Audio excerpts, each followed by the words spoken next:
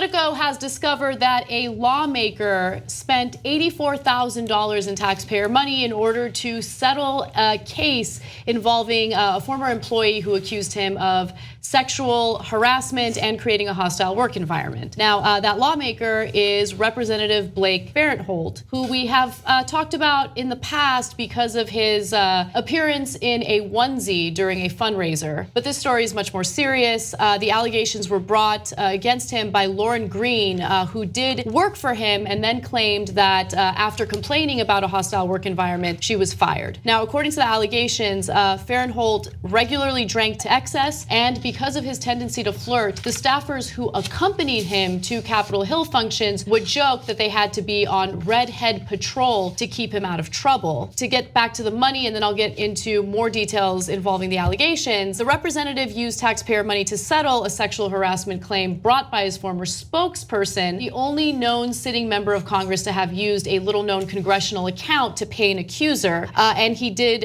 spend $84,000 in this settlement. So Lauren Greene, the Texas Republicans' former communications director, sued in December of 2014 over allegations of gender discrimination, sexual harassment, and creating a hostile work environment. When she complained, Greene said the congressman improperly fired her. Now, what does Farenthold have to say about this? He released a statement saying, "While I 100% support more transparency with respect to claims against members of Congress, I can neither confirm nor deny that settlement involved my office, as the Congressional Accountability Act prohibits me from answering that question." Okay, I think Farenthold's gross in a couple of different ways, and obviously I don't agree with his politics, but he probably can't comment on the case because if there is an agreement, then both parties cannot comment on it.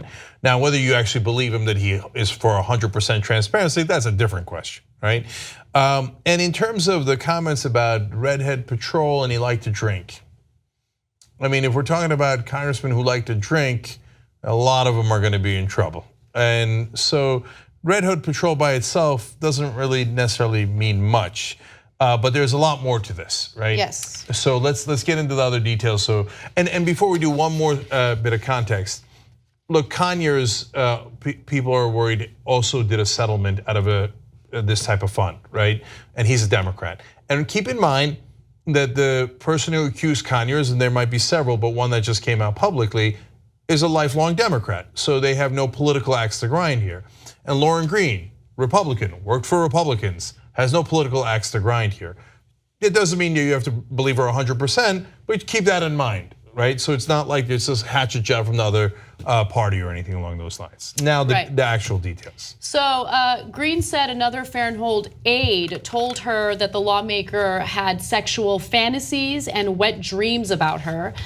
She also claimed that he did drink too much and that he told her in February of 2014 that he was, quote, estranged from his wife and had not had sex with her in years. So she's saying that he would, engage in improper and uncomfortable conversations, sexual in nature, with her, and that he created this hostile environment where other male employees in the office would say inappropriate things about her. And that was what she ended up complaining to Farenthold about, and she claims that that was what led her to getting fired.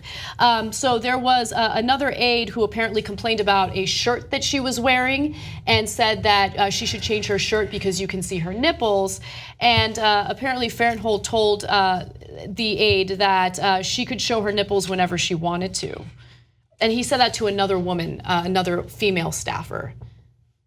Yeah, this becomes much more clear. I mean, you can't go around telling. So the story is that he tells his top aide about how he's having wet dreams and sexual fantasies about this other woman who works for him. And then the aide tells her. No, you can't do that. That's crazy.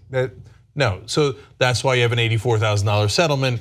And that's why this story comes out in the first place. I just wanted to chime in, and I live in Corpus Christi. He's my congressman, and I've spoken to him many times and interviewed him. And one of the interesting things is that, okay, so we know that this thing cost $84,000, taxpayer money, your money funded this, but he is someone who has repeatedly said, if you're looking to elect a congressman that brings home the bacon, that ain't me. In other words, he says, I don't support pork barrel spending. He's not the type of congressman to add little provisions and bills to specifically benefit his district. But then you have this happen, and it's taxpayer money going for something that he might have done. So the argument, and by the way, the agreement that both Greene and Farenthold signed indicates that they both agree that they, mediated this and they settled this out of court because it would actually end up costing taxpayers a lot more money if this kind of suit went forward. And so, look, they both signed that, and I'm curious to see, how that all really works out. Like, does taxpayer money really get used to adjudicate cases like this if it did go through a regular lawsuit? Yeah. So I think the last thing on this is that it's hard to know exactly what happened because most of the details are. I mean, obviously they've got leaks here and they have some sense of what happened. But so I'm not saying if you're a Republican, don't necessarily 100% believe Farenthold, and I don't know that the interpretation that's put out right now is 100% right, but some of the stuff clearly looks really, really bad. And then you can have your own opinion about how bad it is, and they did settle it for $84,000, so obviously pretty bad, right?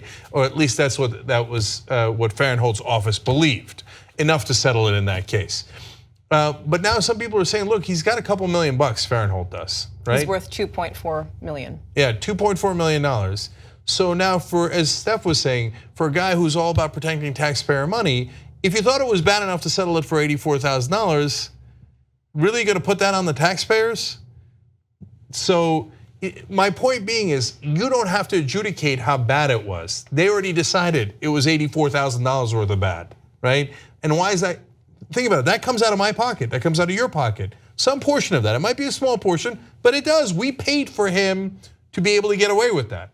That just doesn't feel right, man. And I know that it's a fund that other congressmen have also used, and that doesn't feel right either, right? So whether they're Democrats or Republicans, I don't think we should have to pay for their sexual harassment claims.